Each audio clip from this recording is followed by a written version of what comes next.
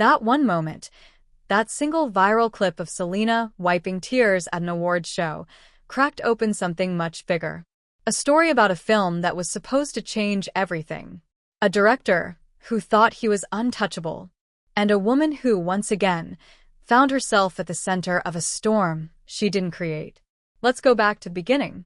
Emilia Pérez dropped on Netflix, and the world lost its mind. Critics were calling it a masterpiece. A bold, genre-defying musical about a Mexican drug cartel boss who transitions and tries to build a new life.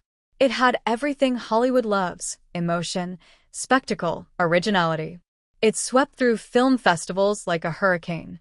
Golden Globe nominations. Oscar buzz. The kind of momentum that only happens once every few years. And Selena Gomez was in it. Not as the lead, but as Jessie, the emotional heartbeat of the film. A woman trapped in a life she didn't choose, married to a dangerous man, trying to survive. Sound familiar? Because this is where the story gets layers. Selena has spent her entire career being underestimated. She started as a Disney kid. People wrote her off as just another pop star trying to act.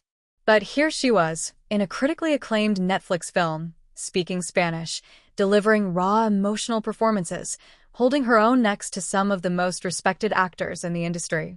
This was supposed to be her moment, her pivot, her proof. And for a while it was working. Then the Golden Globes happened. The camera caught Selena mid-conversation, visibly emotional, seemingly on the verge of tears. The clip went viral instantly. Millions of views. Everyone had a theory. Was she upset about something? Was she overwhelmed by the attention? Was someone cruel to her backstage? She later explained it herself. She had been talking to her friend, comedian Zach Galifianakis, who told her something about her home country, about deportations, about families being separated. And it hit her. Deeply. Personally. Because Selena Gomez is the daughter of immigrants. This wasn't actress Selena performing emotion for the cameras. This was a human being, in the middle of one of the biggest nights of her career, being reminded of something painful and real. But the internet didn't wait for context. The clip spread. The speculation exploded. And Selena, once again, became the story, not for her performance, not for her work, not for the film, but for a moment of vulnerability that the world decided to pick apart and judge. Here's where it gets darker. While all of this was happening, the director of Emilia Pérez, Jacques Audiard, was sitting comfortably in the spotlight, taking interviews, collecting praise, speaking on behalf of a film about Mexican culture, Mexican identity, Mexican pain, a film he made as a French director who does not speak Spanish, who had never made a film about Mexico before, and who cast very few actually Mexican actors in major roles. The backlash, when it came, was surgical. Mexican critics and journalists began pointing out what felt like a fundamental disconnect. The film portrayed Mexican culture through a very specific, very outsider lens. Accents were criticized. Certain portrayals felt exaggerated or stereotyped to people with actual roots in that culture. The cartel narrative, which Audiard treated almost like a backdrop for artistic exploration, carried real weight for communities that live with that violence every single day. And yet the film kept winning awards. This is the tension that started pulling everything apart. Because how do you celebrate a film about marginalized identity when the people from that community are raising serious concerns? How do you cheer for the artists involved, like Selena, like Zoe Saldana, who gave a genuinely stunning performance, without also asking harder questions about who gets to tell whose story and who profits from it? Selena ended up in an impossible position. She hadn't directed the film. She hadn't made the casting choices. She showed up, she worked hard, she poured herself into a role, and she delivered. But the controversy started swallowing everything, and the viral crying clip made her the human face of a film that was rapidly becoming a cultural flashpoint. And then, as if the universe wanted to make it even more complicated, the political context outside the film started bleeding into conversations about it. Selena's emotional response to the immigration news wasn't just a personal moment anymore. It became a symbol, a Rorschach test.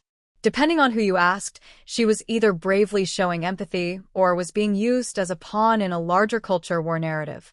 The internet split. Hard.